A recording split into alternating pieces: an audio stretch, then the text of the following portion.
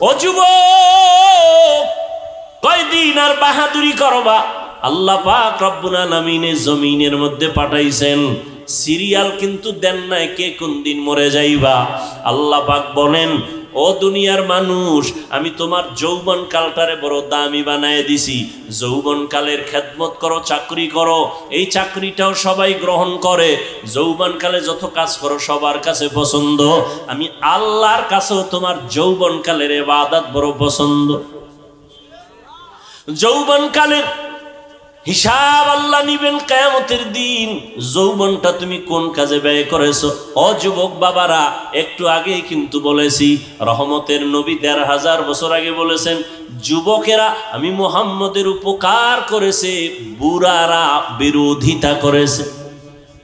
আজকে যুবক তুমি কি করো? কয়দিন আর বাহাদুরি করবা? আল্লাহর মোহাব্বত অন্তরে জমা করে নাও, মা বাবার দোয়া নাও। আমি তোমাকে এতক্ষণ যে বয়ান শুনাইতেছি, শুনাইলাম, একবারও কিন্তু বলি নাই স্কুলে পড়া যাবে না, বলি নাই কলেজে পড়া যাবে না, বলি নাই আমার মতো টুপিওয়ালা হয়ে যাও, তাও বলি নাই পীরের কাছে না গেলে তোমার কপাল পুড়ে যাবে, একবারও বলি নাই তুমি তাবলিগ না করলে জাহান্নামে যাইবা, একবারও বলি নাই আমি কওমি মাদ্রাসার সন্তান, একবারও বলি নাই কওমি মাদ্রাসায় না পড়লে তোমার শিক্ষা থাকবে না, তাও বলি নাই। আমি তোমাকে কি বলতে চাই, একটা কথা, তুমি ইঞ্জিনিয়ারিং পড়ো, ধন্যবাদ, আলহামদুলিল্লাহ, স্কুলে পড়ো, বাধা নাই, কলেজে পড়ো, বাধা নাই, চাকরি করো, বাধা নাই, তুমি ডাক্তারি পড়ো, কোনো বাধা নাই। তোমার একজন ডাক্তার হও, আমি দোয়া করি, একজন ইঞ্জিনিয়ার হও, দোয়া করি। তুমি লেখাপড়া করে এসপি হও, ডিসি হও, এমপি হও, মন্ত্রী হও, তবে একটা দাবি, বেয়াদব হইও না। বেয়াদব আল্লাহর রহমত থেকে বঞ্চিত। তুমি ডাক্তারি পড়ো আর যাই পড়ো, মা বাবার সাথে যেন বেয়াদবি না হয়, শিক্ষকের সাথে যেন বেয়াদবি না হয়, মুরব্বীদের সাথে যেন কখনো বেয়াদবি না হয়। কারণ মুরব্বীরা যদি অন্তরে কষ্ট পায়, শিক্ষক যদি তোমার কথায় অন্তরে কষ্ট পায়, মা বাবায় যদি কষ্ট পায়, তুমি যত বড় শিক্ষা অর্জন করো, আল্লাহর কসম একবার, আল্লাহর কসম দুইবার, আল্লাহর কসম তিনবার, ওয়াল্লাহি বিল্লাহি তাল্লাহি, যদি তুমি মুরব্বীদের বরদোয়া নাও, মা বাবার বরদোয়া, জীবনে সম্মানের চেয়ারে তোমাকে আল্লাহ বসাবেন না। আর আল্লাহর কাছে গভীর রজনীতে যদি কান্না করে বলো, হে মালিক আমাকে তুমি মাফ করে দাও, আল্লাহর কসম তোর কপালে ক্ষমাও আসবে না। কারণ মা বাবায় যদি ক্ষমা না দেয়, আল্লাহ ক্ষমা দিবেন না, কারণ এটা বান্দার হক, বান্দার হক আমার আল্লাহ ক্ষমা দিবেন না বান্দা যদি না দেয়। শিক্ষকের সাথে যদি বেয়াদবি করো, শিক্ষক যদি ক্ষমা না দেয়, আল্লাহ ক্ষমা দিবেন না। মুরব্বীদের সাথে যদি বেয়াদবি করো, মুরব্বী ক্ষমা না দেওয়া পর্যন্ত আল্লাহ ক্ষমা দিবেন না। আজকে মাস্তানি ভাব যতই দেখাও না কেন, গাড়ির চাকার তলে পড়িয়ে গেলে তোর মাস্তানি শেষ হয়ে যাবে। ও যুবক বাবারা, আমাদের পরিচয় কে তাবলিগ, কে চরমনাই, কে পীরের মুরিদ, কে স্কুলে পড়ে, কে মাদ্রাসায় পড়েন, এটা না। আমাদের পরিচয় ভালো করে শুনো, তোমার আল্লাহ আমার আল্লাহ দুই নাকি এক? তোমার আমার নবী, তোমার আমার কোরআন, তোমার আমার ধর্ম, তোমার আমার কাবা, তোমার আমার দুনিয়াতে আসার সিস্টেম, নাকি তোমরা লঙ্গি পরে আসছো? আসার সিস্টেমও এক। যেদিন বিদায় হবে সেদিনের কাফন হবে কয়টা? 3টা। আমি বক্তার জন্য একটা বেশি, এমপি সাহেবের জন্য একটা বেশি, রিক্সার ড্রাইভার গরিব তার একটা কম।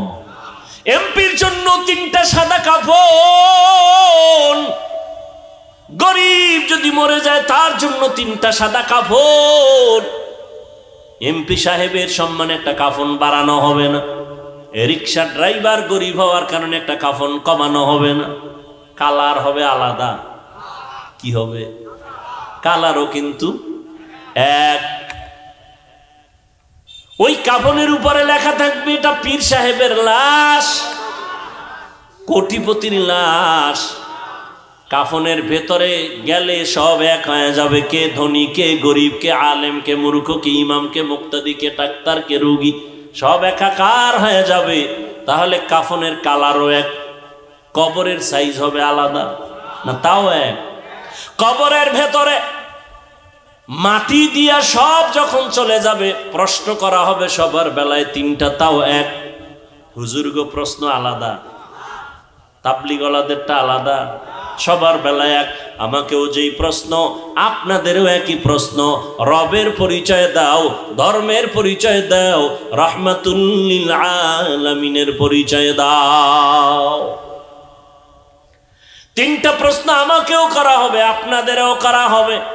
ও যুবক, ও বৃদ্ধ বাবাজি, পর্দার আড়ালের আম্মা জান, দুনিয়াতে আপনি আমি যে লাইনেই থাকি না কেন, আপনার আমার আল্লাহ এক, নবী এক, কোরআন এক, ধর্ম এক, কালেমা, কাবা সব এক।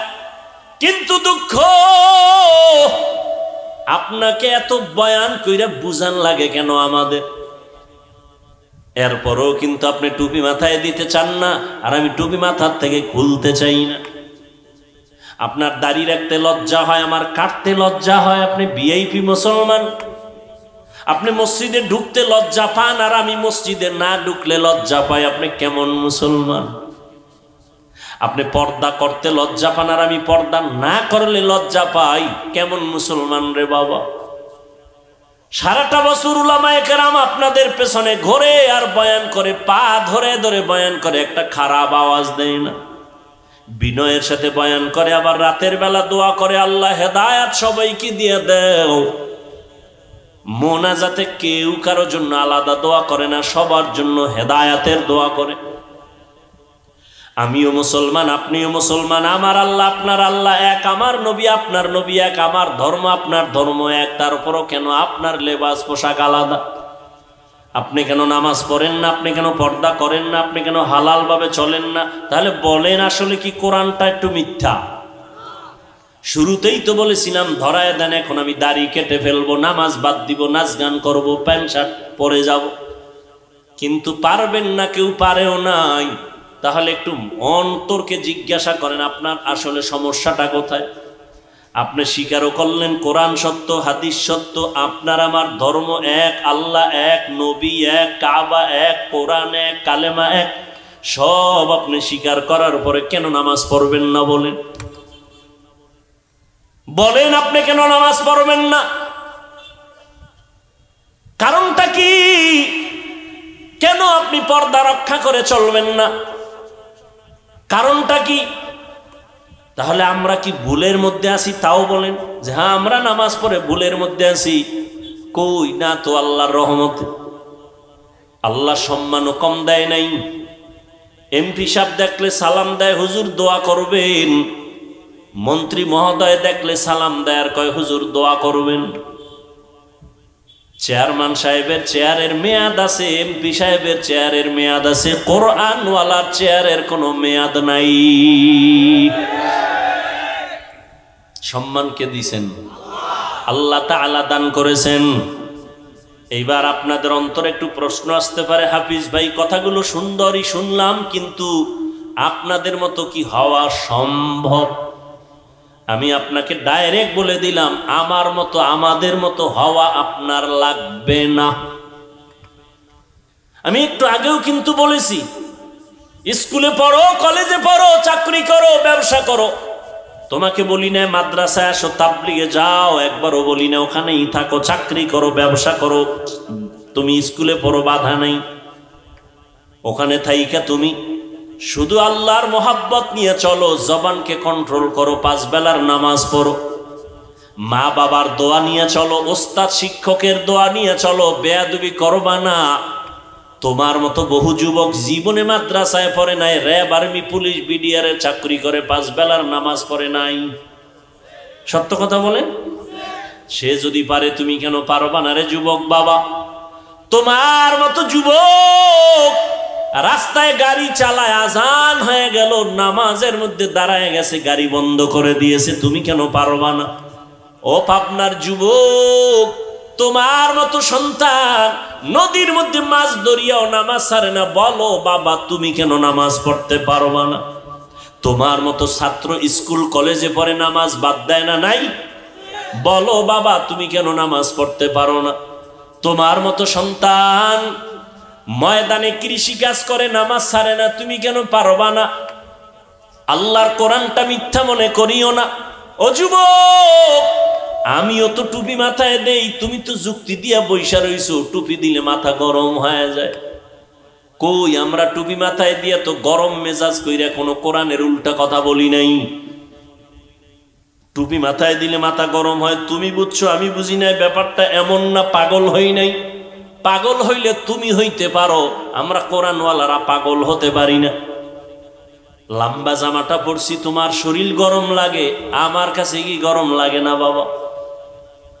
তুমি যাও কুষ্টিয়া জেলা সদরে যাও, পাবনা জেলা সদরে কোর্টে গিয়া দেখো 40 ডিগ্রি সেলসিয়াস গরম চলতেছে, আরো বেশিও যদি চলে। ওকিল ব্যারিস্টার ওই আবা কাবা কোট আর মুজা শু পড়তে একবারও ভুল করে না। তখন তাদের গরম কই গেল? কয় না না, এটা আমাদের অভ্যাসে পরিণত করছি না, আমাদের জীবনের একটা সম্মানের চাওয়া পাওয়া, এটা আমাদের পাতেও চাকরি। তুমি যদি আসলে আমার নবীর মোহাব্বত নিয়ে চলতা, তাহলে তোমার মধ্যে এই অনুভূতিটা আসতো যে আমি মরিয়া গেল রসুলের আদর্শের বাইরে যাব না। তোমারে পাও দইরা নামাজ পড়াইতে পারি না, আর আমারে দুনিয়ার সব দিলেও আমি এক বেলার নামাজ ছাড়তে পারি না, অথচ তুমি আমি এক আল্লাহর গোলাম, এক নবীর উম্মত। আসলে বিষয়টা কি? তুমি সব জানো, সব স্বীকার করো, এরপরও কেন আমল করতে চাও না? তোমার ভেতরে সেই আযাবের অনুভূতি আসে নাই? আল্লাহর আযাবের ভয় তোমার অন্তরে এখনো আসে নাই? ও যুবক, আমি যদি এখন প্যান্ট শার্ট টাই লাগায় রাস্তায় চলতাম, কেউ আমারে বাধা দিত না, কিন্তু এরপরও কেন নামাজ পড়ি? শীত কত কষ্ট, ফজরের নামাজে ঠান্ডা পানি দিয়েও জুবানায় নামাজ পড়তে কত কষ্ট। এত কষ্ট করিয়াও কত মানুষ আমগো গালাগালি করে। বেঈমান তো বাদ দিলাম, তোমরা কি পরিমাণ আমাদের বিরোধিতা করো, এরপরও কিন্তু টুপি ফেলাই না, নামাজ ছাড়ি না। এর একমাত্র কারণ আমার আল্লাহর কোরআন সত্য, আর আল্লাহর কোরআনে আল্লাহ জান্নাতের বয়ান করছেন, জাহান্নামেরও বয়ান করছেন, তাও সত্য। ইন্নাল আবরারা লাফি নাঈম ওয়া ইন্নাল ফুজ্জারা লাফি জাহিম। নেক আমলওয়ালারা জান্নাতের পথিক, যারা গুনাহ করবে তারা জাহান্নামের পথিক। কোরআনের বয়ান তাও সত্য। জান্নাতটা কেমন আরামের ঘর আল্লাহ তাও কোরআনে বয়ান করেছেন, সত্য। জান্নাতিন তাজরি মিন তাহতিহাল আনহার। আবার জাহান্নামটা গুনাহগারের জন্য কেমন ভয়ঙ্কর আল্লাহ কোরআনে বয়ান করেছেন। জাহান্নামের আগুন তো বড় ভয়ঙ্কর আগুন, যা সহ্য করা যাবে না। ও নবীর উম্মতের দল, দুনিয়াতে যত গরম দেখি, আগুন দেখি, জাহান্নামের আগুনের 70 ভাগের 1 ভাগ আগুনের তাপ, তাও অনেক কম। দুনিয়াতে সূর্য বিজ্ঞানীরা বলে জমিন থেকে 13 লক্ষ গুণ বড়, 9 কোটি 30 লক্ষ মাইল উপরে সূর্য, দিনে ছিল রাতে নাই। এরপরও কেন এত ঘাম, এত গরম লাগে? আর আল্লাহ পাক রব্বুল আলামিন বলছেন, নবী বলেছেন, এই সূর্য কিয়ামতের দিন নিচে আসবে। সব তাপ যখন ছেড়ে দিবে, গুনাহগার গুলো মাথার মগজগুলো টকবক করে ফুটবে ভাতের মারের মতো। মাটির জমিনটা সূর্যের গরমে তামা হয়ে যাবে। আম্মা জান আয়েশা রাদিয়াল্লাহু আনহা বলতেছেন, আমি একদিন দেখি রহমতের নবী, গুনাহ নাই বেগুনা নবী, শ্রেষ্ঠ নবী, তিনি আমার রুমের মধ্যে বসে কান্না করেন। আমি জিজ্ঞাসা করলাম, ইয়া রাসূলুল্লাহ, আপনি কাঁদেন কেন? আমি আয়েশা কোনো বেয়াদবি করেছি নাকি? বলে না। ও এলাকার পর্দার আড়ালের আম্মা জানেরা, এই দুনিয়াতে আপনাদেরকে আল্লাহ অনেক সম্মান দান করেছেন। আপনাদের মতো দামি কোনো ব্যক্তি আল্লাহ বানান নাই। আপনারা নবীদের মায়ের মতো মা, সাহাবায়ে কেরামদের মায়ের মতো মা, আলেমদের মায়ের মতো মা, হাফেজে কোরআনের মায়ের মতো মা। এরে আম্মা জান, এই দুনিয়াতে যত ভালো সন্তান আসছে সব আপনাদের অবদানের কারণে। এই স্টেজে প্রায় 17 জনের মতো ছাত্রকে কোরআনে হাফেজ হওয়ার কারণে পাগড়ি দেওয়া হলো। এদের মা বাবার কলিজা যে কত বড় হয়ে গেছে আনন্দে, কত ধন্য তারা। ও আম্মা জান, আপনার সন্তানটাকে ডাক্তার বানাবেন, ইসলাম বাধা দেয় না, তবে বেয়াদব বানাবেন না। আপনার সন্তানটাকে যদি ডাক্তার বানায় দেন, কোরআন পড়ায় দেন, ডাক্তারি করিয়াও কোরআন পড়িয়া দোয়া করবে, আপনার জন্য কোনোদিন ভুলবে না। ও পর্দার আড়ালের মা বোনেরা, আপনাদের মতো কত মা কত বোন এখনো আছে পর্দা করে হালাল ভাবে চলে, স্বামীর খেদমত করে, মাল নষ্ট করে না, মোবাইলে সময় নষ্ট করে না। আপনারা কেন পারবেন না?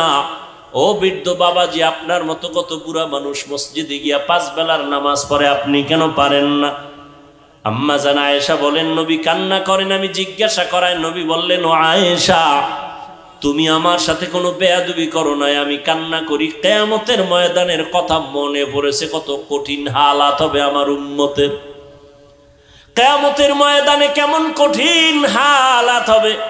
নবী বলেন ও আয়েশা সূর্য মাথার উপরে চলে আসবে, জমিন তামা হয়ে যাবে, নারী পুরুষ সব উলঙ্গ দাঁড়াবে হাসরের মাঠে, উম্মতেরা পাগল পারা হয়ে যাবে।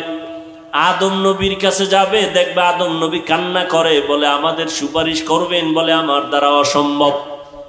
এভাবে উম্মতেরা ঘুরতে ঘুরতে ঈসা নবী, মুসা নবী, ইব্রাহিম নবী, নূহ নবীর কাছে যাবে। সর্বশেষ কেউ পারবে না, সব উম্মতের কথা বাদ দিয়া নিজের চিন্তায় কান্না করবেন। সর্বশেষ নবী বলেন ও আয়েশা এই উম্মতগুলো আমাকে তালাশ করবে। আম্মা জান বলেন আল্লাহর রাসূল আপনাকে কোথায় পাওয়া যাবে হাসরের কঠিন সময়? নবী বলেন ও আয়েশা আমি আল্লাহর কুদরতি মাকামে মাহমুদে সিজদায় পড়ে কান্না করব। মুসা নবী নিজের জন্য কাঁদবেন, ইব্রাহিম নবী নিজের জন্য কাঁদবেন, মুসা নবী নিজের জন্য কাঁদবেন, আদম নবী নিজের জন্য কাঁদবেন। আর আমি মুহাম্মদ যতবার কান্না করব একবারও আমার জন্য কাঁদবো না। আমি আল্লাহর কাছে বারবার বলবো আল্লাহ আমার উম্মতের বাঁচাও, আমার একটা উম্মত যেন জাহান্নামে না যায়। ও নবীর আশিক আজকে তোমার চোখের সামনে তাকায় দেখো, আমরা যারা নবীর তরিকা মানিয়ে চলি, কই আমরা তো না খাইয়া কেউ মরে যাই না, সম্মানও কমে নাই। চতুর্মুখী বেঈমানেরা আমাদের পেছনে লেগে আছে, মাদ্রাসার পেছনে লেগে আছে, কোরআনের পেছনে লেগে আছে, আবার মুসলমান নামদারি কিছু মুনাফিকরাও পেছনে লেগে আছে। কিন্তু কোরআন যার কাছে আছে, নবীর আদর্শ আছে, এদের সম্মান এখনো কমে নাই। ও আল্লাহর বান্দারা এখনো যেই লাইনে থাকো না কেন নামাজ ছাড়িও না, মা বাবার দোয়া নিয়ে সামনে আগাও, তওবা করো। আল্লাহর আযাব বড় কঠিন, আল্লাহর কোরআন সত্য, নবীর কথা সত্য। ও নবীর আশিক উম্মতের দল, আমার নবী জীবন ভর কান্না করে গেলেন উম্মতের জন্য, কিয়ামতের ময়দানে উম্মতের জন্য কান্না করবেন। আল্লাহ নবীর কান্না দেখে বলবেন নবী আপনি কাঁদবেন না, মাথা উঠান। আল্লাহ পাক বলবেন নবী আপনি চান কি? আল্লাহর নবী বলবেন আমার একটা উম্মত যেন জাহান্নামে না যায়। আল্লাহ বলবেন আপনি বেশ মনের ঝাল মিটাইয়া বেপরদায় কম চলনায় এখন একটু ফিরিয়া আয়, তওবা কর। জীবনে কত নামাজ ছাড়ছো, আর কত ছাড়বি? আজরাইলের ধরা থেকে পালানো যাবে না। তোমার মতো কত যুবক পানির নিচে লাশ হয়ে গেল, গাড়ির নিচে লাশ হয়ে গেল, ঘুমের বিছানায় লাশ।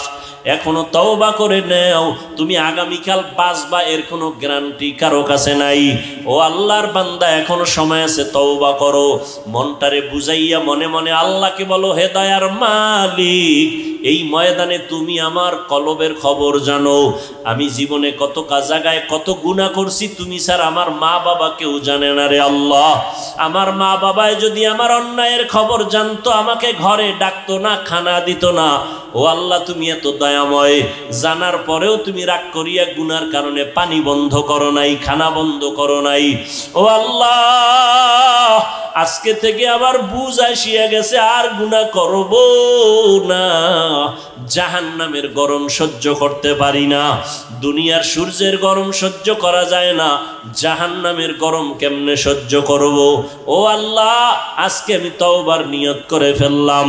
ওমরের মেজাজওয়ালারা তওবা করে ফেলবে গুনার কথা স্মরণ করে মরণের ভয়, আর আবু জাহালের মতো শক্ত অন্তরওয়ালারা গুনার কথা স্মরণও করবে না, তওবাও করবে না, বরং বয়ানের পরে বাইরে গিয়ে আরো সমালোচনা করে আমল নামার গুনার পাল্লা ভারী করবে। জানি না কার অন্তর ওমরের মতো দুর্বল, জানি না রে আল্লাহর বান্দারা, অন্তর যদি দুর্বল থাকে মনে মনে বলো আল্লাহকে, আল্লাহ জীবনে কম নামাজ ছাড়ি নাই, কম বেপরদায় চলি নাই, মা বাবারে কম কষ্ট দেই নাই, মুরব্বীদের সাথে কম বেয়াদবি করি নাই। আজকে থেকে তওবা করে নিলাম, মরিয়া গেলে যাব, তুমি হায়াতের মালিক, তুমি ইজ্জতের মালিক, তুমি রিজিকের মালিক।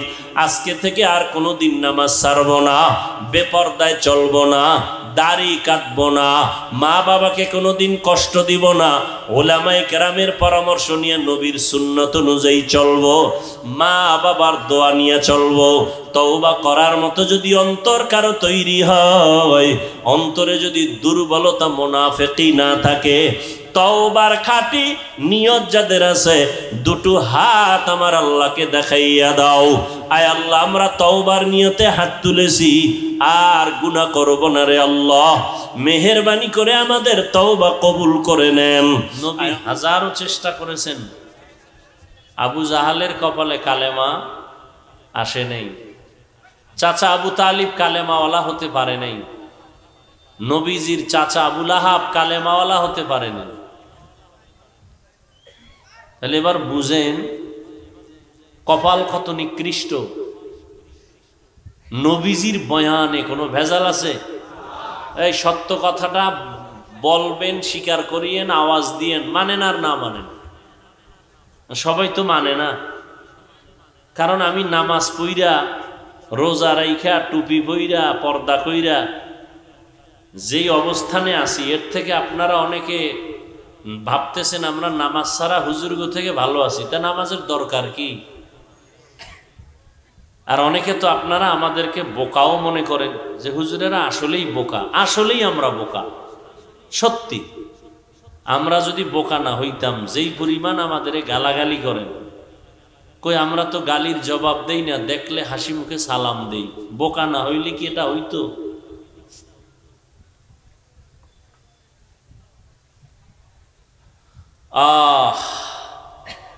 তবে একটু কথা শুনেন খেয়াল করে। আপনাদের আল্লাহ কবুল করছেন, আসছি শত ব্যস্ততার মাঝেও, জানি না আবার দেখা হবে কবে, জানি না।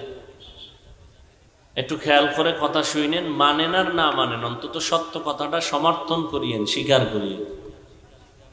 নবীজির বয়ানে কোনো ভেজাল আছে? সেই নবীজির বয়ানে আবু জাহাল কালেমা পড়ে নাই, এর নাম কফাল। চাচা আবু তালিব কালেমা পড়তে পারে নাই, এর নাম কফাল। আমাদের বয়ান তো কোনো প্রশ্নই উঠে না। নবীজির বয়ানে যদি কালেমাওয়ালা না হয়, তা আমাদের বয়ান তো কিছুই না। আর কপাল যদি খুলে যায়, তাহলে নবীজিকে জবাই করতে এসেও কালেমা পড়ে। জানা থাকলে বলেন তো ওই ব্যক্তিটাকে, এর নাম কফাল। আল্লাহ চাইলে সব হয়, বান্দা চাইলে কিছুই হয় না। নবীজির 13টা বছর বয়ান শুনলো, দেখলো, জানলো, এরপরও কালেমা পড়লো না। আর নবীজিকে জবাই করতে এসে কালেমা পড়ে ফেলছে। কিয়ামত পর্যন্ত ধারা অব্যাহত থাকবে। কেউ অল্প কথায় বুঝবে আর বলবে আর নামাজ ছাড়া যাবে না, আর কেউ হাজারো কথা শোনার পরে বলবে দূর, নামাজ পড়ে লাভ নাই, দিল পরিষ্কার, এটাই যথেষ্ট। আল্লাহ আমাদের সব ভাইকে হেদায়াত দান করুন। এই জন্য বললাম যে বাড়ির থেকে বলে আসছে অমুক জায়গায় ওয়াজে যাই, কিন্তু কপাল খারাপ, প্যান্ডেলে ঢুকতে পারে নাই। এটা এমন একটা প্যান্ডেল, একটু আগেও বলেছি, রসুলের হাদিস মতে বেহেশতের বাগান, বসার সাথে সাথে সবার গুনাহ মাফ। কিন্তু এই ওয়াজের নামে আরেক দল আল্লাহর বান্দারা আসছেন ঠিক, প্যান্ডেলে বসতে পারেন নাই। এরা দোকানপাটে কবিরা গুনাহ করতেছেন, তাজা নগদ গল্প গুজব করতেছে, হাসি তামাশা করতেছে, বেপর্দা নারীর চেহারা দেখতেছে, কবিরা গুনাহ হচ্ছে অনবরত। এর নাম কফাল। একটু হিসাব করেন। আবার একদল প্যান্ডেলে বসছেন, আপনাদের কপাল যে পুরা ভালো তাও আমি বলতে পারি না, কারণ ওই সমস্ত মানুষগুলো চূড়ান্ত ভালো কপাল থেকে পিছনে আছে, যারা মোবাইলটা সামনে নিয়ে প্রতিবন্ধকতা সৃষ্টি করে তার কলবের মধ্যে কোনো কথা ঢুকবে না। কেন মোবাইল হাতে নিছে আমার বুঝে আসে না, আপনারা কি বুঝেন তাও জানি না। আসলে কপাল খারাপ, এটাই আমার জবাব, এতটুকু আমার জবাব। কারণ আপনি যদি বলেন যে হুজুর মোবাইলটা আমি বয়ান রেকর্ড করব, তা আপনার মোবাইলে রেকর্ডিং ভালো হবে না, ছবিও ভালো আসবে না। তো আপনার কাজটা তো মিডিয়াওয়ালারা করতেছে, আপনি বসে বসে শুধু শুধু সময় নষ্ট করেন কেন? আমার এটা বুঝে আসে না। আপনার কপাল খারাপ, এই জন্য মোবাইল হাতে নিছেন, ছবি তোলার জন্য পাগল হয়েছেন। ইসলাম আপনার আব্বায় বানায় নাই, আপনার দাদায় বানায় নাই। ইসলাম রহমতের নবীর মাধ্যমে আল্লাহ পাক তৈরি করে দিয়ে গেছেন। কিয়ামত পর্যন্ত মদিনার আদলে ইসলাম চলবে, কারো মন গড়া মতামত দিয়ে ইসলাম চলবে না। সরকারের অর্ডার ছাড়া, মদিনার অর্ডার ছাড়া ভিন্ন কোনো কারণে ছবি তোলা 1000 কোটি বার হারাম। সরকার যদি বলে এখন ছবি লাগবে, শরিয়ত বলে জায়েজ।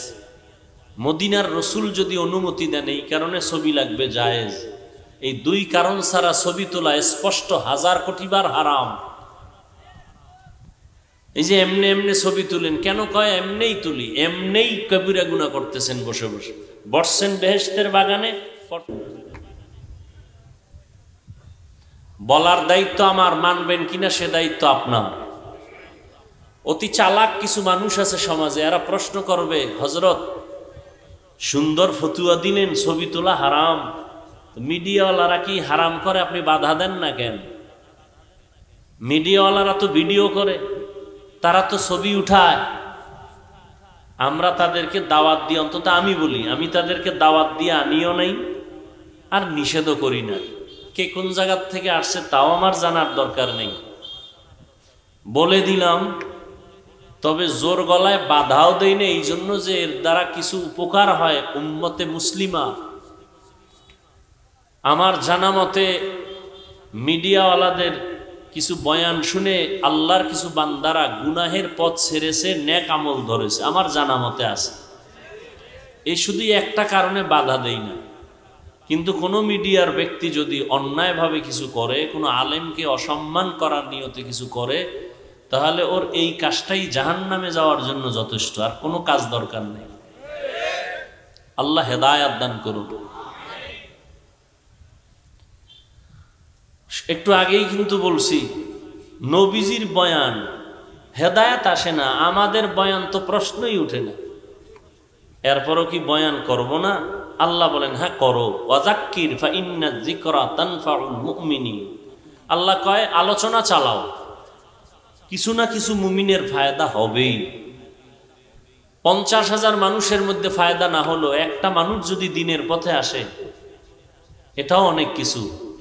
900 বছরের উপরে নূহ নবী দাওয়াত দিছেন, একটা লোক কালেমাওয়ালা বানাতে পারেন নাই। 900 বছর, আরো বেশি। তারপরেও ফায়দা যে হচ্ছে না তা না। আলহামদুলিল্লাহ অনেক যুবকরা নামাজ পড়ে, জীবনে মাদ্রাসায় যায় নাই, জীবনেও না। স্কুলে পড়ে, কলেজে পড়ে, চাকরি করে, ব্যবসা করে, জেনারেল লাইনে থাকিয়া বহু আল্লাহর বান্দা নামাজ পড়ে, পর্দা করে, হালাল খায়, কারণ হক নষ্ট করে না। আছে না নেই? তাহলে এটা ওলামায়ে কেরামের অবদান না? কথা বলেন না কেন? তাহলে উপকারটা হচ্ছে না? আল্লাহ সবাইকে কবুল করেন। আমি ওয়াল আসরি সূরাটা তেলাওয়াত করছি, এইটার উপরে অল্প কিছু ব্যাখ্যা করে মোনাজাত দিব। হাদিসটার ব্যাখ্যা আমি 5 মিনিট করি, খুব খেয়াল করে শুনেন। নবীজি বলছেন সমস্ত উম্মত জান্নাতে যাবে, যারা আমি মুহাম্মদকে মানে না, অস্বীকার করে, তারা জাহান্নামে যাবে। সাহাবায়ে কেরাম প্রশ্ন করলেন, হে আল্লাহর রাসূল, আপনাকে অস্বীকার করে তারা কারা? এখান থেকে একটু খুব খেয়াল করেন। নবীজি এই কথার জবাব প্রথমে না দিয়া প্রথমে অন্য কথা বলে শেষে জবাব দিলেন। জবাবটা কি দিছেন খেয়াল করেন। সাহাবায়ে কেরামদের প্রশ্ন ছিল, নবী আপনাকে যারা মানে না তারা কারা? নবী জবাব দিতে গিয়া প্রথম কথা বললেন, মান আতাআনি দাখালাল জান্নাহ,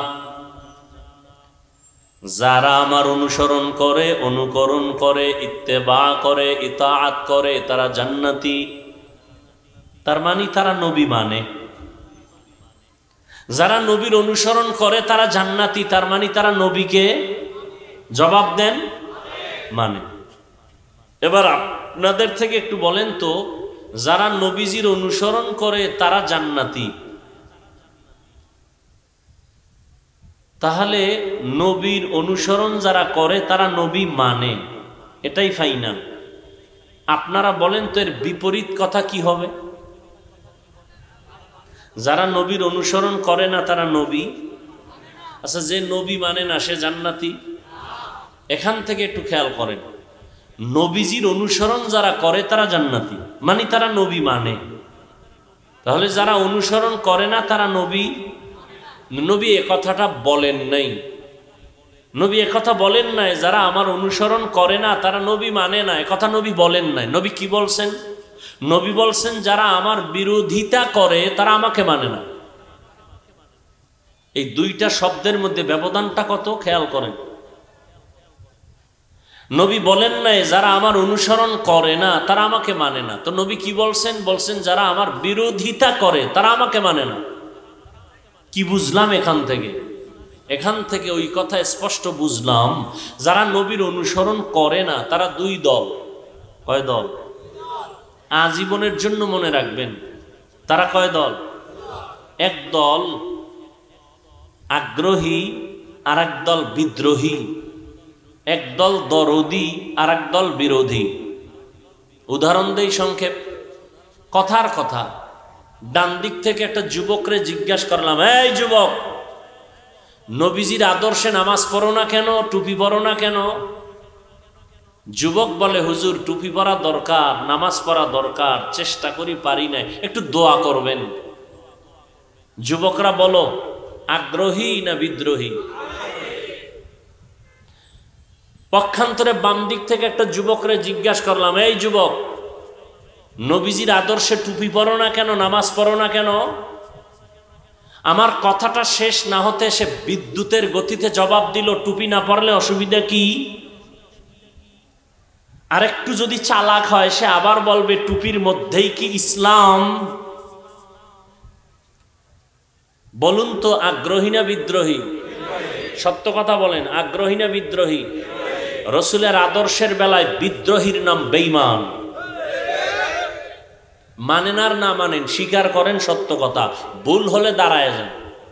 হাফিজ ভাই ভুল বলতেছেন, কানে ধরে তওবা করব সবার সামনে। আগ্রহী মুমিন, বিদ্রোহী বেঈমান। এজন্য রসুল বলেছেন, যারা আমার অনুসরণ করে না তারা আমাকে মানে না। না না, এ কথা না, যারা বিরোধিতা করে তারা আমাকে মানে না। এখান থেকে কি বুঝলেন?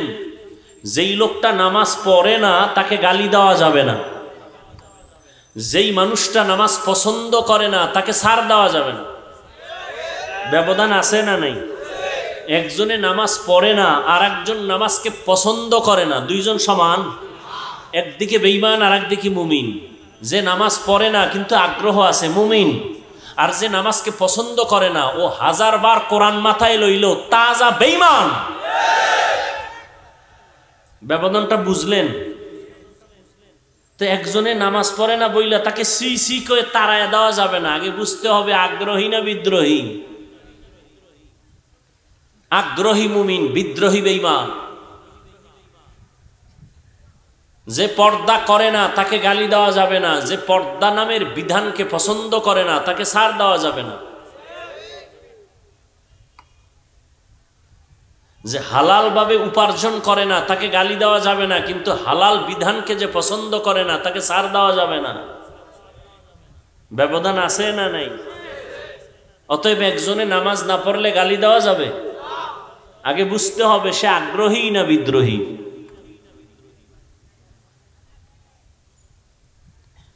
আল্লাহ আমাদের বুঝার তৌফিক দান করেন। এবার আসেন হাদিসের ব্যাখ্যা সংক্ষিপ্ত। এরপরে যে সূরাটা পড়েছি সূরাটার নাম সূরাতুল আসর। কোরআন শরীফ আপনারা পড়তে না জানলেও সবাই এই সূরাটা শুনতে শুনতে অনেকে মুখস্থ করে ফেলেছেন। ছোট্ট সূরা, কিন্তু পাওয়ার অনেক বেশি। বলে কেমন বেশি? 4 মাযহাবের 4 ইমামের এক ইমাম, ইমাম শাফিঈ রহমাতুল্লাহ আলাইহি, তিনি বলেন কোরআন শরীফে আম্মাজান আয়েশা রাদিয়াল্লাহু তাআলা আনহার প্রসিদ্ধ বর্ণনা মতে আয়াত সংখ্যা 6666। ইমাম শাফিঈ রহমাতুল্লাহ আলাইহি বলেন, আল্লাহ যদি শুধু আল আসরে সূরাটাই নাজিল করতেন আর কোনো আয়াত বা সূরা অবতীর্ণ নাও করতেন, আর দুনিয়ার সমস্ত মানুষ যদি আল আসরে সূরার উপরে জীবন চালাইতো, বিনা হিসাবে জান্নাত পেয়ে যেত। এবার বুঝেন আল আসরে সূরাটার পাওয়ার কত। শুরুতে আল্লাহ সময়ের শপথ করলেন, আসরের শপথ করলেন, কসম কাটলেন, আল আসর, আসরের কসম। আল্লাহ কসম করলেন কেন? আমরাও মাঝে মাঝে কসম কাটি। এক ভাইকে বললাম, ভাই কথাটা এমন, কয় মানি না। কয় কসম? হ্যাঁ এবার মানি। তাহলে আমাদের কসমের উদ্দেশ্য সন্দেহ দূর করা। আল্লাহ কি কোরআন শরীফে কসম করছেন কোরআনে সন্দেহ ছিল, এই জন্য দূর করতে গিয়া? কোরআনে কোনো সন্দেহ আছে? আছে? থাকলে দেন, বের করে দেন। এখন যদি বলেন কোরআনে ভুল আছে, বের করে দেন, এখন দাড়ি কেটে ফেলবো, জামা কাপড় আগুন দিয়ে জ্বালায়, প্যান্ট শার্টটাই লাগায় রাস্তায় নাচ গান করবো, কোরআন শরীফ সব জ্বালায় দিব। একটা ভুল বের করে দেন, সহজ কথা, কোনো পেশ নাই। আপনি কেন? পৃথিবীর বড় বড় মাস্তানরা পারে নাই, বরং কালেমাও পরে মাথা নত করে মুসলমান হয়ে গেছে। অতএব কোরআন সত্য। কোরআন কি? কত পার্সেন্ট সত্য? 100 বুঝি না আর 100 বুঝি না, কিয়ামত পর্যন্ত যত পার্সেন্ট হবে গণনার হিসাবে এর থেকেও আল্লাহর কোরআন আরো বেশি সত্য। আল্লাহ চ্যালেঞ্জ দিয়ে দিয়েছেন, জালিকাল কিতাবু লা রাইবা, এর মধ্যে কোনো সন্দেহ নাই। লফজান মানান, কোন দিক থেকে সন্দেহ নেই। পৃথিবীতে কোনো কিতাব অক্ষত অবস্থায় নাই, নির্ভুল নাই কোরআন ছাড়া। আমরা বাংলা ভাষা শিখছি, একটা বই পড়ছি বাংলা ভাষা শিখতে গিয়া, বইয়ের নামটা জানেননি? জানেন না? আমরা বাংলা ভাষা শিখতে একটা বই পড়ছি না, আদর্শ লিপি, স্বরবর্ণ ব্যঞ্জন বর্ণ। সর্বোচ্চ ওই বইটার পৃষ্ঠা সংখ্যা 10। আপনাদের এটা পাবনা জেলা না? পাবনা কেন, সারা বাংলাদেশ ঘুরেন তো একজন আদর্শ লিপির হাফেজ পাবেন কিনা খুঁজেন, পাবেন?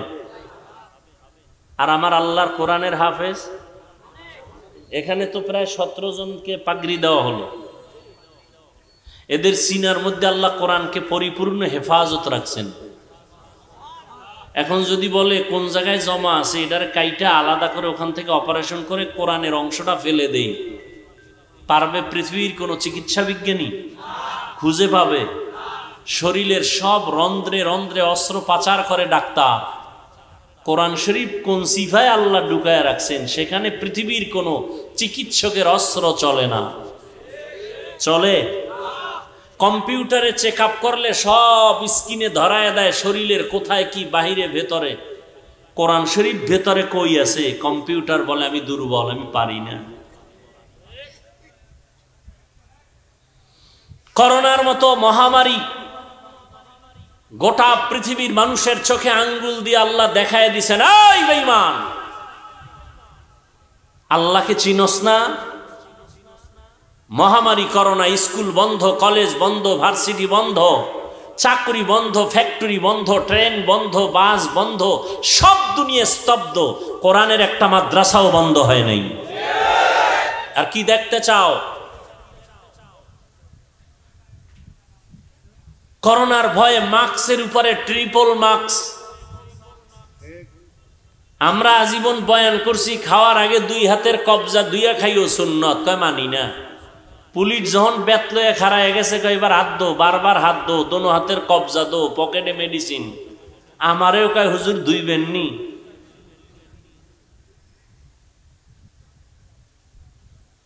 বাবার করোনা হয়েছে, শিক্ষিত 2টা ছেলে, বড় চাকরিজীবী, কুলাঙ্গার।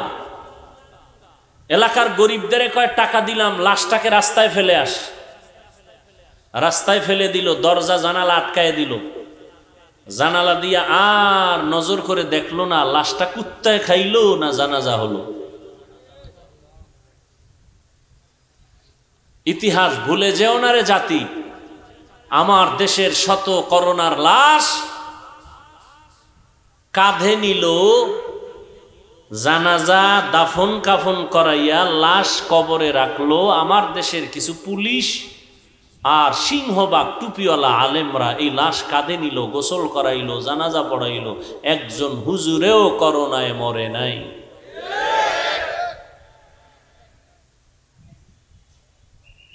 আল্লাহ দেখাই দিছেন কয়জন হুজুর না খায় মরছে করোনায়।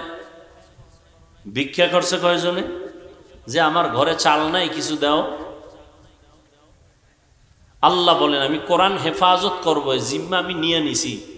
তার মানে এ কোরআন যার সিনায় থাকবে, এ কোরআন যে ঘরে থাকবে, এ কোরআনের সাথে যার মোহাব্বত থাকবে, আমি আল্লাহ তাকেও হেফাজত করব। তো আল্লাহ শপথ করলেন কেন? সন্দেহ আছে, কয় না তো কেন করলেন? আল্লাহর কোরআন পরিপূর্ণ সত্য, কেউ মানলেও সত্য, না মানলেও সত্য। কসম করলেন কেন? মুফাসসিরিনে কেরাম যত জবাব দিয়েছেন তার নির্যাস হলো আল্লাহ পাক মানুষের অন্তরে আকর্ষণ তৈরি করছেন যে সব কথাই সত্য, গুরুত্বপূর্ণ। কসমের কথাটা আরো গুরুত্বপূর্ণ, এদিকে একটু নজর দাও। ওয়াল আসর, আসরের শপথ। যেই জিনিসের উপর আল্লাহ শপথ করেছেন ওই জিনিসটা বড় দামি, এদিকেও নজর দাও। ওয়াত্তিন ওয়াজ্জাইতুন আতুরি সিনিন ওয়া হাযাল বালাদিল আমিন। তিনের কসম, জৈতুনের কসম, তুরে সিনের কসম। তীর উপত্যকা, তুর উপত্যকা, নিরাপদ শহর মক্কা নগরীর কসম। ওয়াশ-শামসি ওয়া দুহাহা ওয়াল কমারি ইযা তালাহা ওয়ান নাহারি ইযা জাল্লাহা ওয়াল লাইলি ইযা ইয়াগশাহা। আল্লাহ পাক রাতের কসম করলেন, দিনের কসম করলেন। ওয়াস-সামাই যাতিল বুরুজ ওয়াল ইয়াউমিল মাউউদ ওয়া শাহিদিন ওয়া মাশহুদ। আল্লাহ বারবার কোরআনের বিভিন্ন সূরার শুরুতে কসম করলেন। নুন ওয়াল কালাম।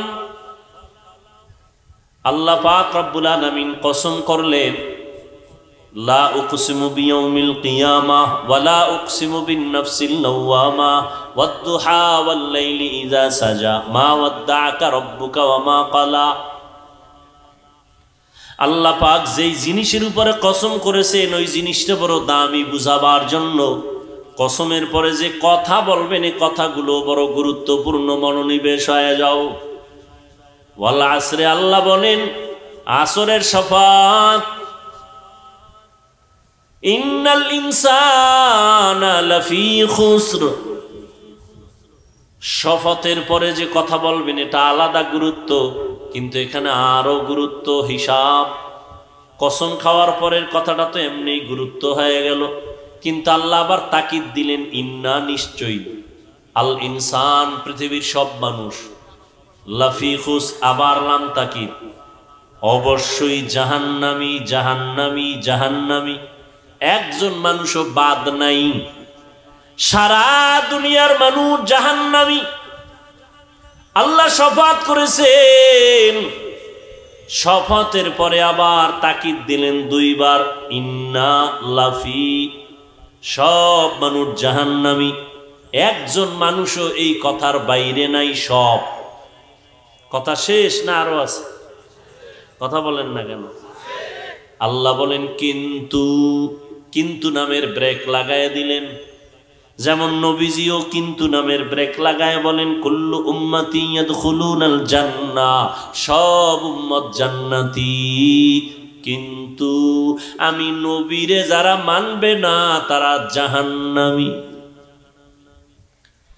আল্লাহ বলেন সব মানুষগুলো জাহান্নামী ইনসান, কিন্তু সব মানুষ জাহান্নামী না, 4 গুণওয়ালা মানুষ জান্নাতি, 4 গুণওয়ালা মানুষ জান্নাতি। সব মানুষ জাহান্নামী, কয় গুণওয়ালারা জান্নাতি? 4 গুণ। ইল্লাল্লাযীনা আমানু, 1 নম্বরে পরিশুদ্ধ ঈমানওয়ালা যারা। দ্বিতীয় গুণ হলো আমিলুস সলিহাত, যারা নেক আমল করে তারা। 3 নম্বর ওয়াতাওয়াসাউ বিল হক, যারা ঈমান আমলের দাওয়াত অন্যকে দেয়। 4 নম্বর গুণ হলো ওয়াতাওয়াসাউ বিস সবর, ঈমান আমলের বিরোধিতা যারা করবে তাদের মোকাবেলায় ধৈর্য ধারণ যারা করে, এই 4 গুণওয়ালারা জান্নাতি। ওয়াল আসরে সূরাটার পাওয়ার, 4 গুণের কথা বলা হলো। প্রথম গুণ হলো ঈমান, দ্বিতীয় গুণ হলো নেক আমল। এই 2টা গুণের সম্পর্ক বান্দার সাথে, আল্লাহর সাথে। মাত্র 2 গুণ, ঈমান আর নেক আমল। ঈমানও আনছে, নেক আমল করে, এই সম্পর্ক আল্লাহর সাথে বান্দার সাথে। আরে আল্লাহর সাথে বান্দার সাথে, আল্লাহর সাথে। আর আরো 2টা গুণ আছে, ওই 2টা গুণের সম্পর্ক বান্দার সাথে বান্দা। আল আসর সূরা থেকে স্পষ্ট আমরা জানতে পারলাম যে একজন মানুষ ঈমান আনছে, নেক আমলও করে, এরপরও জান্নাত যাবে না। আরো 2টা গুণ তার অবধারিত আছে বাধ্যগতভাবে। আর 2টা গুণ কি? ঈমান আনলাম, নেক আমল করলাম, এটা আল্লাহর হক আদায়ের অন্তর্ভুক্ত, কিন্তু বাকি 2টা গুণ আছে, এটা বান্দার হক। বাকি 2 গুণের প্রথম হলো নিজে নামাজ পড়ি ঈমানওয়ালা, নেক আমল করি হবে না। আমার অধীনস্থ যারা সমাজের মধ্যে আমার আয়ত্তে চলেন তাদেরকে ঈমান আমলের দাওয়াত দিতে হবে। যদি না দেই, কিয়ামতের ময়দানে আমার আহাল যারা দাওয়াত না পায়, যদি ভুল রাস্তায় চলে, কিয়ামতের ময়দানে আমাকে আসামির কাঠগড়ায় দাঁড়াতে হবে। আবার যারা আল্লাহর আইন ঈমান আমলের বিরোধিতা করবে তাদের বাধা দাও। মোকাবেলা করতে গিয়ে তুমি ধৈর্য ধারণ করো। তুমি নিজে গান থেকে কানকে আটকাইলে হবে না, যারা গান শুনে তাদের বাধা দাও বুঝের মাধ্যমে। তুমি নিজে নামাজ পড়লে হবে না, অন্যকে নামাজের দাওয়াত দাও। অন্য কারা? তাহলে ওয়াল আসরে সূরার দ্বারা বুঝলাম শুধু ঈমান আনার কারণে নেক আমল করলেই জান্নাত পাওয়া যাবে না, আরো 2টা দায়িত্ব পালন করতে হবে। ঈমান আমলের দাওয়াত অন্যকে দিতে হবে, যারা ঈমান আমলের বিরুদ্ধে লাইনে চলবে তাদেরকে বাধা দিতে হবে। বক্তব্য শেষ, বাকি হাত 2টা উঠাবো আর মোনাজাতটা দিব। আপনাদের আগ্রহের উপরে কথা চলবে, আমি বুঝতে পারবো যে আগ্রহ নাই, উঠা বসা করবেন, আস্তে হাত 2টা উঠাই দেব। চিল্লাইলেও আর হাত নিচে নামবে না। আর জীবনে কোন দিন দেখা হবে আর কথাও হবে না, দেখা না হওয়া পর্যন্ত। এজন্য নিজের ক্ষতিও করবেন না, বহু দূর থেকে আল্লাহর বান্দারা আসছে তাদেরও ক্ষতি করার অপচেষ্টা করবেন না কেউ। দীর্ঘ টাইম বসার অভ্যাস না থাকলে ভিতরে ঢুকলেন কেন? বাইরে দাঁড়াইতেন, বিড়ি টানতেন, ফাঁকে ফাঁকে চলে যেতেন, দেখতামও না, কিছু বলতামও না। ভিতরে ঢুকে ক্ষতি করেন কেন? ওয়াজ করা না মামার বাড়ির আবদার না। পৃথিবীতে যত কষ্টের কাজ আছে এর মধ্যে সব থেকে বেশি কষ্টের কাজ দীর্ঘ টাইম অনবরত কথা বলা, না মাটি কাটার চেয়েও কষ্ট। পৃথিবীতে এর থেকে কষ্টের কোনো কাজ নেই, কথা বলা। আর সেই কথা যদি হয় অনবরত, আর সেটা যদি হয় লেখা ছাড়া, মুখস্থ। প্রধানমন্ত্রী বক্তব্য দিবেন জাতির সামনে, রাষ্ট্রপতি বক্তব্য দিবেন 5 মিনিট, কি বক্তব্য দিবেন? টিম গঠন করা হয়, লিখে দাও। সুন্দরভাবে লেখার পরে তাদের হাতে দিলে ওটাকে আবার তারা রিপিট করে, বারবার দেখে। 5 মিনিটের বক্তব্য একটা ভুল শব্দ যেন বের না হয়। আর আমরা কুত্তার মতো দৌড়াই সারা দেশে 12 মাস। ফজর নাই, জোহর নাই, আসর নাই, রাত্র নাই, দিন নাই, খানা নাই, ঘুম নাই, কুত্তার মতো দৌড়াই। একটা মানুষ ঠিক মতো না ঘুমাইলে তার জিন্দেগির ব্যালেন্স ঠিক থাকে না। আর আমরা অনবরত আবার বয়ানও করি, অনবরত বয়ান। লেখা নিয়ে আসি না যে আজকে এখানে কি বয়ান করব, কয়টা কথা কব, কোন কথার পরে কোন কথা বলবো, লেখা নাই। বলতেছি বলতেছি বলতেছি বলতেছি, একটা কথা ভুল বের হলে সবাই মনে কষ্ট পাবে। এরপরও সারা বছর প্রতিদিন এত চিল্লানের পরেও 2-1টা কথা ভুল বের হতে পারে, এটাই মানুষের পরিচয়। আর এই 2-1টা ভুলকে যারা পুঁজি করে আলেমদের পেছনে লাগে, এদের মতো অভিশপ্ত মানুষ জমিনে আর কেউ হতে পারে না।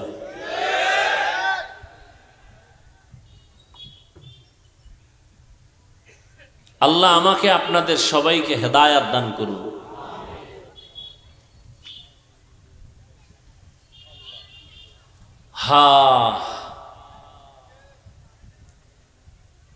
আল্লাহ পাক ওয়াল আসরে সূরার দ্বারা স্পষ্ট করে দিলেন, ঈমান আর আমল করলেই জান্নাত পাওয়া যাবে না। অনেকে আছে নামাজও পড়ে, রোজাও রাখে, পর্দাও করে, হালাল ভাবে চলে, দাড়িও লম্বা, পাগড়িও মাথায়, মনে করছে জান্নাত রেডি। এত সোজা না। ইয়া আইয়ুহাল্লাযীনা আমানু কু আনফুসাকুম ওয়া আহলিকুম নারা ওয়াকুদুহান নাসু ওয়াল হিজারা আলাইহা মালাইকাতুন গিলাযুন শিদাদুন লা ইয়াসুনাল্লাহা মা আমারাহুম ওয়া ইয়াফআলুনা মা ইউমারুন।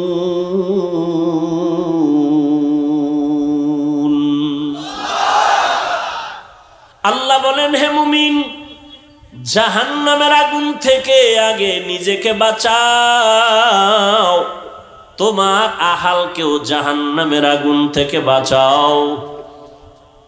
মা বাবার জন্য সন্তান আহাল, স্ত্রী স্বামীর আহাল, শিক্ষকের জন্য ছাত্র আহাল, মসজিদের মুসল্লি ইমাম খতিবদের আহাল, ইউনিয়নের মানুষ চেয়ারম্যান সাহেবের আহাল। আল্লাহ কয় নিজেও জাহান্নামের আগুন থেকে বাঁচাও, তোমার আহালকেও জাহান্নামের আগুন থেকে বাঁচাও। কিয়ামতের ময়দানে বহু মানুষ ঈমান আর আমল নিয়েও জান্নাত পাবে না, কারণ বাকি 2 দায়িত্ব পূরণ যদি না করে। নিজে নামাজ পড়ছে, রোজা রাখছে, সন্তানটারে রোজার দাওয়াত দেয় নাই, নামাজের দাওয়াত দেয় নাই। অনেক বাবা নামাজ পড়ে, রোজা রাখে, সন্তান নামাজ চিনেই না, পড়বে দূরের কথা। আছে না নাই? কিয়ামতের ময়দানে এই সন্তান মা বাবার বিরুদ্ধে আল্লাহর আদালতে মামলা পেশ করবে। আল্লাহ বলবেন, এরে যুবক, নামাজ কেন পড়ো নাই, রোজা কেন রাখো নাই, আমি আল্লাহর হুকুম মতো জীবনটা কেন চালাও নাই? সন্তান আল্লাহর আদালতে মামলা দায়ের করে কোরআনের আয়াত আল্লাহ বলেন পেশ করবে, আর বলবে, রব্বানা ইন্না আতা'না সাদাতানা ওয়া কুবারানা ফাআদাল্লুনাস সাবিলা। ও আল্লাহ, আমার কোনো দোষ নাই, আমি বেনামাজি হই নাই, আমার মুরব্বী আমার মা বাবা আমারে বেনামাজি বানাইছে। আমি রোজা থেকে মুক্ত হতাম না, আমার মা বাবা কোনোদিন আমারে রোজার দাওয়াত দেয় নাই, তোমার হুকুম পালনের দাওয়াত দেয় নাই, ঈমানের দাওয়াত দেয় নাই। ও আল্লাহ, আমার কোনো দোষ নাই। আল্লাহ বলবে, রে বান্দা, আমি আল্লাহ তোমাকে ভালো মন্দ যাচাই করার মতো একটা মেধা দিয়েছিলাম, ভালোটা তুমি গ্রহণ কেন করো নাই? তোমার বিবেকের বিচার করা হবে। তখন সন্তান বলবে, আল্লাহ, আমি যেই মা বাবার অবহেলার কারণে তোমার জাহান্নামের আসামি হয়ে গেলাম, আমার একটু আবদার আছে। রব্বানা আতিহিম যিফাইনি মিনাল আযাব ওয়ালআনহুম লা'নান কাবীরা। আমাকে যেই শাস্তি দিবা তার ডবল শাস্তি আমার মা বাবা মুরব্বিদের দিতে হবে। কোরআন শরীফের আয়াত, সূরা আহজাব 67 নম্বর আয়াত। এই জন্য ঈমান আছে, নেক আমল করেন, জান্নাত পাওয়া যাবে না। ওয়াল আসরে সূরায় বলে আরো দুইটা দায়িত্ব আছে। ঈমান আমলের দাওয়াত অন্যকে দিবেন। অন্য কারা? বলে প্রথম আপনার হলো আহালকে দাওয়াত দিবেন, নিজেও নামাজ পড়বেন, সন্তানকে দাওয়াত দিবেন। কখন? সন্তানের যখন 7 বছর বয়স হবে তখন সন্তানের নামাজের দাওয়াত দিবেন। কয় বছর? আর বুড়া মানুষ হাজি সাহেব সন্তানের দাওয়াত নাই। কেউ হাজি সাহেব সন্তান নামাজ পড়েনি, না বয়স হয় নাই, বিয়ে শাদী, একটা নাতিন আছে, নাতিন এখনো নামাজের বয়স হয় নাই। ইচ্ছা করে জাহান্নাম মাথায় নিয়ে কবরে যাইতেছেন। মুহাম্মদ রহমতের নবী বলেন 7 বছরে সন্তানের দাওয়াত দাও নামাজের মুসাল্লায়। 10 বছর যখন হবে তখন তুমি একটু কঠোর অবস্থানে দাওয়াত দাও। নামাজ না পড়লে যদি একটু শাসনের প্রয়োজন হয় শাসন করো, তবে সাবধান, শাসন করতে গিয়া চেহারায় আঘাত করবা না। শাসন করতে গিয়া যেন শোষণ না হয়, জুলুম না হয়, চেহারায় যেন আঘাত না পড়ে। চেহারায় আঘাত করা হারাম। স্ত্রীকে স্বামী প্রয়োজন হলে শাসন করবে, চেহারায় আঘাত করা যাবে না, হারাম। ছাত্রকে শিক্ষক শাসন করবে, শোষণ না, প্রয়োজন হলে। কিন্তু খবরদার চেহারায় আঘাত করা যাবে না, চেহারায় আঘাত করা হারাম। আর আমরা আঘাতটা শুরুতেই করি চেহারার উপরে, শুরুতেই চেহারার উপরে। না, আল্লাহ হারাম করে দিছেন, কারণ চেহারাটা আল্লাহ খুব মোহব্বত করে বানাইছেন। দেখেন না, এত রৌদ্র, এত বৃষ্টি, এত শীত, হাত মোজা, পা মোজা, পুরো বডি পোশাক দিয়ে আটকানো, শরীরটা আটকানো, চেহারাটা খোলা, যত ধুলা চেহারায় লাগে, যত রৌদ্রের তাপ চেহারায়, যত ধুলাবালু চেহারায়, ঠান্ডার যত প্রখরতা চেহারায়। কিন্তু দেখছেন নি, হাত পা আটকায় দিলেন পোশাক দিয়া। গোসলখানায় গেলে দেখবেন পোশাকটা খুলে ফেলবেন। শরীরের মধ্যে যেই পরিমাণ ময়লা, সাবান না দিলে পরিচ্ছন্ন হয় না। আর যেই চেহারায় এত ধুলা বালু লাগলো, রোদের তাপ লাগলো, একটু সাবান লাগবে না, হালকা পানি দাও, চেহারা পুরো বডির থেকে আলাদা সুন্দর। কে বানাইছেন? কাদের কুদরত দারি বার কামাল, আনতা রব্বি আনতা হাসবি জুল জালাল, তুহি কাদের জলিলুল্লাহ জাহাদার, বহর হালে তুহি মেরা নেগাহদার। 7 বছর বয়সে সন্তানের দাওয়াত দাও। 10 বছর যখন হবে তখন হালকা প্রহার করো, কঠোরতা অবলম্বন করো। কারণ সন্তান কিয়ামতের দিন মা বাবার বিরুদ্ধে আল্লাহর আদালতে মামলা দায়ের করবেন। আয় আল্লাহ, তওবার উপরে মজবুত হইয়া চলার তৌফিক দান করেন, আদবওয়ালা বিনয়ী জিন্দেগি দান করেন, জাহান্নামের ভয়ে গুনাহমুক্ত হইয়া চলার তৌফিক দান করেন। আমিন।